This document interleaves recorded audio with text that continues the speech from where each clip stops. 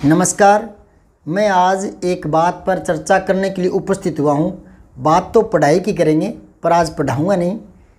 तो देखें, आप मेरा वीडियो देखते हैं, कमेंट करते हैं, आपको पसंद आता है, इसके लिए आपको धन्यवाद। मैं हर कमेंट का जवाब देता हूँ। एक दो कमेंट आए बच्चों के कि आप एक्स्ट्रा मत बताया करें, पॉइंट टू पॉइंट ही चलें, आपके वीडियो लंबे हो जाते हैं। तो पहले उनका ही जवाब दे देता हूँ, फिर चर्चा करेंगे। तो पॉइंट टू पॉइंट चलो, मैं आपको बताता हूँ, पॉइंट टू पॉइंट ही बताता हूँ। मैं वाच्य करवाऊँगा तो मैं बताऊँगा कि वाच्य बोलने का एक ढंग है जिसमें ये देखा जाता है कि कर्ता को प्रधान दिखाया जा रहा है, कर्म को या क्रिया को। और कर्ता को प्रधान दिखाया जा रहा है तो क्रिया का रूप कर्ता के अनुसार आएगा, और कर्ता के साथ ने विभक्ति आ भी सकती है और नहीं भी आ सकती, लेकिन क्रिया का रूप कर्ता के अनुसार होगा।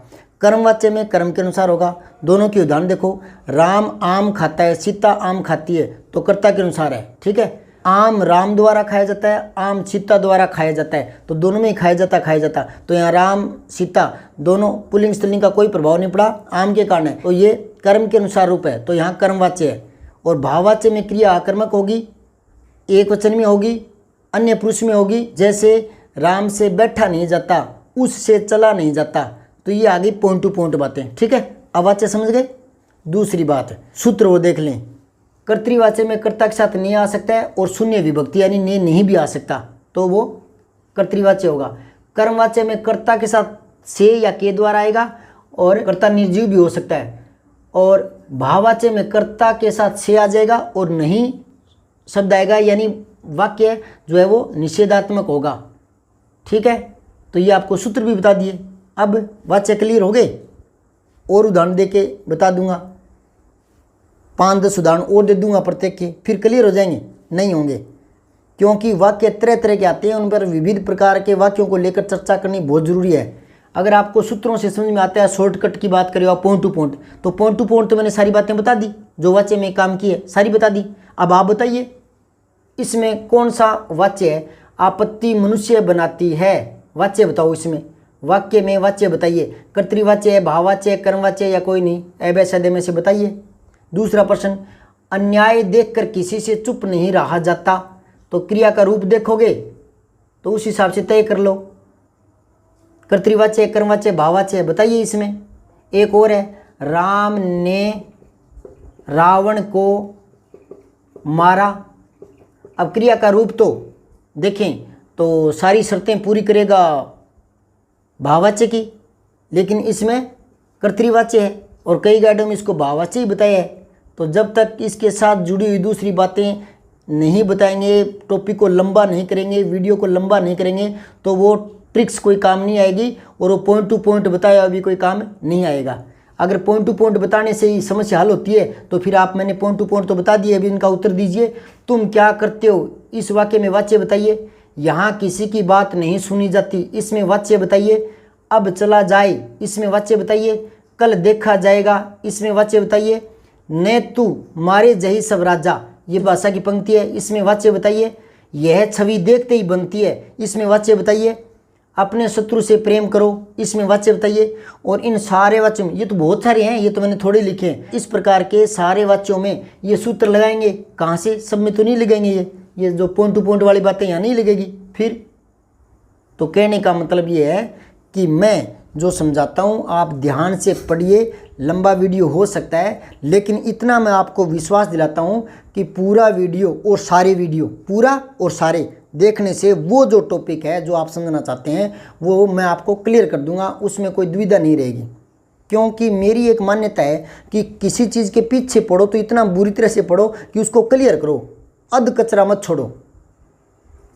क्योंकि मैंने देखा है कि स्कूलों में परिभाषाएं लिखा दी जाती है, उदाहरण लिखवा दिए जाते हैं, बच्चे उसको रट लेते हैं। इसलिए मैंने कोशिश की है और शुरू से मैंने एक व्यू बनाया है अपना कि मैं लिखवाऊंगा बहुत ही कम, समझाऊंगा। जितनी ज़्यादा मेहनत करनी है मैं करूंगा, और मेरी इच्छा है कि मेरी मौजूदगी में ही मैं बच्चों को क्लियर करवाऊं। घर के लिए मैं बहुत कम देता हूं क्योंकि मुझे संतुष्टि नहीं होती। मुझे लगता है कि मैं अपनी मौजूदगी में याद करवा दूँ उतना ही ठीक है। ये मैं क्लास की बातें बता रहा हूँ, जहाँ मैं 9वीं 10वीं 11वीं 12वीं पढ़ाता हूँ, तो मैं उसके टॉपिक के पीछे ही पढ़ जाता हूँ, इधर से उधर से एक एक उदाहरण को 2-3 बार यूँ कर करके। बच्चे थोड़ा असहज महसूस करते हैं 1-2 बच्चे, लेकिन जो ध्यान लगाए रखता है ना वो लास्ट तक समझ में आ जाती है उसके, और वो बच्चा हिंदी को घर पर याद नहीं करता, वहीं क्लियर हो जाती है बातें। क्योंकि देखो समास बच्चा 8वीं में थोड़ा बहुत देखता है, 9वीं में समास याद करता है, 10वीं में समास याद करता है, 11वीं में 12वीं में फिर कंपटीशन में फिर समास याद करता है, और समास के प्रश्न फिर गलत हो जाते हैं। तो आप बार बार समय लगा रहे हो, 9वीं में 10वीं में 11वीं में 12वीं में बार बार उसी टॉपिक पर समय लगा रहे हो, तो वो समय इकट्ठा ही लगा दो ना, एक बार ही चर्चा कर लो ना, एक बार लगा दो घंटा 2 घंटा जो लगानी है, तो हमेशा की समस्या तो हल हो रही है ना। अब मुझे टाइम लगाना पड़ रहा है क्योंकि मैंने वाक्य तो बचपन में सीख लिए थे, है ना, लेकिन अब भी मैं दोस्तों से चर्चा करता हूँ, ये वाक्य आ गया था अब चला जाए, तो मैं पूछता हूँ ये एक वाक्य और है, राम ने रावण को मारा, राजा ने नौकर को बुलाया, तो मैं चर्चा करता हूँ दोस्तों से कि यार इसमें कौन सा होना चाहिए, रूप देखते हैं तो वो लगता है और अर्थ के आधार पर देखते हैं तो दूसरा वाक्य होता है, तो चर्चा करता हूँ। अगर अब क्यों चर्चा करने की जरूरत पड़ रही है, क्योंकि पहले गहराई से नहीं समझा, इसलिए मैं कोई टॉपिक को गहराई से करवाता हूं तो वीडियो लंबा जरूर बन जाता है, लेकिन आप धैर्य बनाए रखें, जितने वीडियो है वो क्रम से और सारे देखें, आपके वो टॉपिक क्लियर हो जाएगा, ठीक है। क्योंकि मैं कई बार तो क्या होता है क्लास में कोई टॉपिक लिखवा देता हूँ समास, अब उसके साथ जुड़ी हुई चीज़ें बताने लग जाता हूँ, जो समास टॉपिक है वो तो दूसरे या तीसरे दिन शुरू होता है, लेकिन तब तक शुरू करने से पहले उनको बहुत सारी ज्ञान की बातें बता देता हूँ। अब कई बच्चों में उतावलापन होता है, वो देखते हैं कि यार करवाना समाज था, गुरुजी कुछ और ही बताने लगे, अरे तो कुछ बता ही रहा हूँ, कुछ खो रहा हूँ क्या, गला तो मेरा खराब हो रहा है ना, ज़्यादा बोलना तो मुझे पड़ रहा है ना, मैंने तो ज़्यादा मुझे करनी पड़ रही ना, पसीना तो मुझे आ रहा है, तुम तो बैठे सुन ही रहे हो ना। सुनने में ज़्यादा परिश्रम करना पड़ता है या बोलने में, तो परिश्रम मैं कर रहा हूँ, और मैं खुद खुश होता हूँ कि मैं जितनी ज़्यादा परिश्रम करूँ, लेकिन मुझे संतुष्टि तब हो जाती है जब मेरा बच्चा वो टॉपिक क्लियर कर लेता है। और मेरे पढ़ाए हुए बच्चे, मेरी क्लास के बच्चे हिंदी को घर पर नहीं पढ़ते और ना ही कॉपी में लिखते हैं, मैं लिखवाना कम पसंद करता हूँ, मौजूदगी में ही उसको तैयार करने की सोचता हूँ। तो आप धैर्य बनाकर सुनते रहें, देखते रहें, आपको ज़रूर लाभ होगा।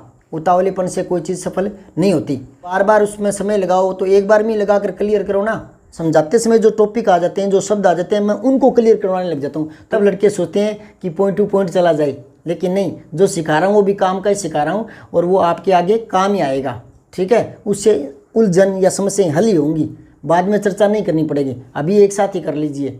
मैं वाक्य करवाता हूँ सरल संयुक्त मिश्रित, तो मैं बता देता हूँ कि मैंने उसे बहुत समझाया पर वह नहीं माना, तो मैंने उसे बहुत समझाया ये उपवाक्य, पर वह नहीं माना ये 2 उपवाक्य पर से जुड़ गई, तो ये संयुक्त वाक्य हो गया। अब लड़कों के दिमाग में आए या ना आए, मैं खुद सोचता रहता हूँ कि आगे जाने पर या दोबारा घर पर पढ़ने पर इस तरह के वाक्य आएंगे, समस्याएं आएगी, तो मैं वो पहले बता दिया करता हूँ, वाक्य को रोक कर दूसरे उदाहरणों के पीछे पढ़कर उस चीज़ को क्लियर करवाता हूँ। मुझे पता है कि इस तरह के वाक्य और आएंगे, हवा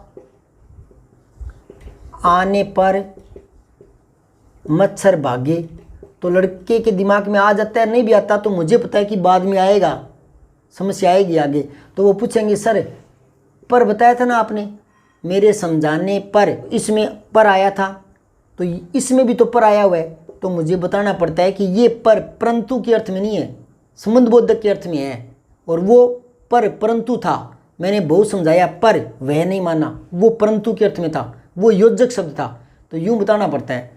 तो वो बच्चे उतावलेपन में समझ नहीं पाते।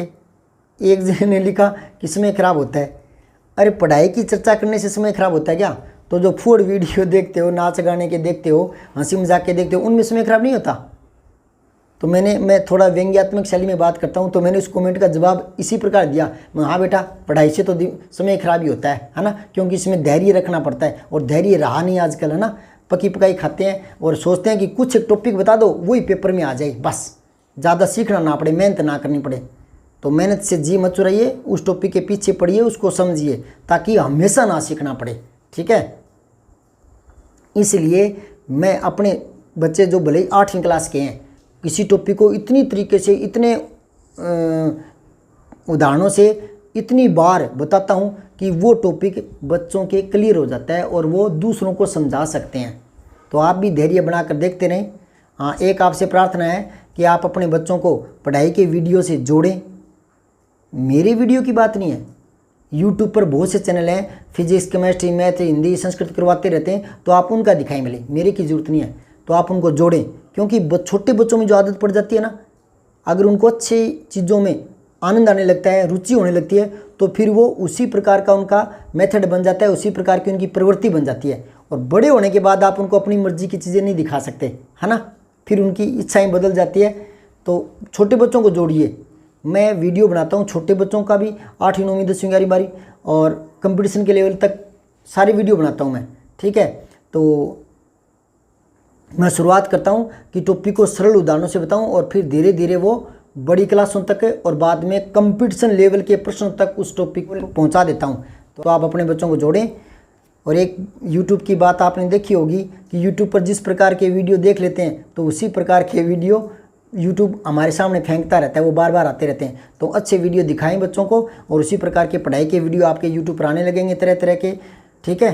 तो बने रहिए, देखते रहिए। धन्यवाद। जय हिंद, जय भारत।